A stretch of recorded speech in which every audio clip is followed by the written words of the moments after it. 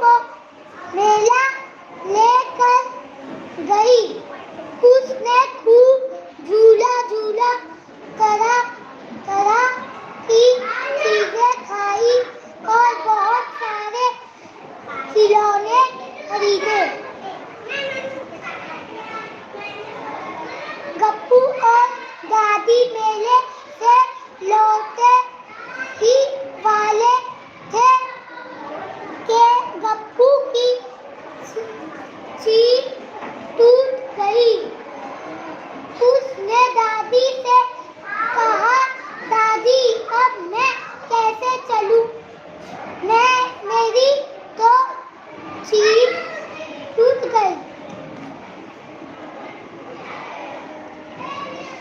चलो वहाँ मोची है, उससे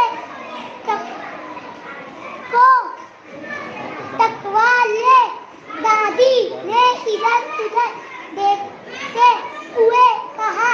गप्पू ने देखा कि उसकी ही उम्र का एक लड़का चील से सीख रहा है। उसने हैरत से पूछा, तुम तो अभी बहुत छोटे हो, और फिर भी ये काम करते हो।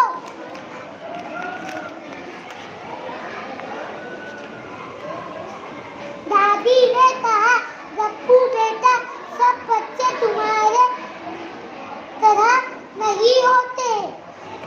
फिर मोची ने पूछा, तुम ये काम क्यों करते हो? मेरे वालिदैन बहुत दिनों से बीमार हैं, इसलिए मुझे ही काम करना पड़ता है। बच्चे ने गर्दन झुकाए चील की मरम्मत करते हुए जवाब दिया, मेरी 2 छोटी बहनें भी हैं।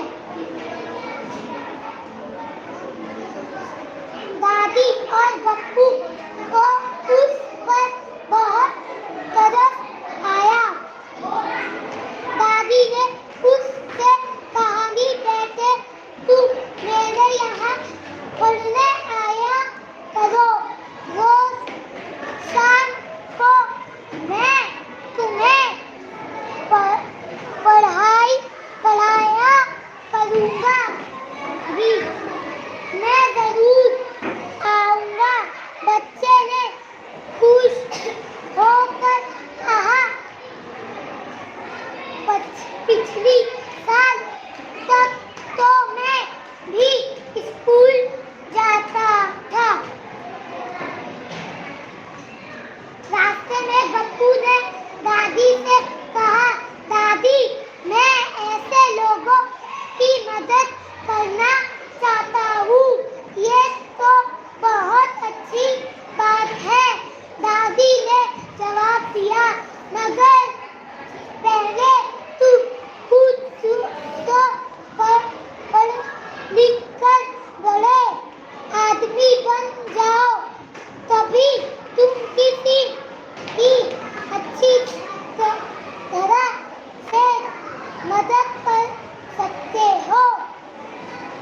दादी अब मैं जी लगा कर पढ़ूंगा और उस बच्चे को अपने साथ पढ़ाया करूंगा। ये सुनकर दादी खुश हो गई। और प्यार से गप्पू को गले लगाया। Clap for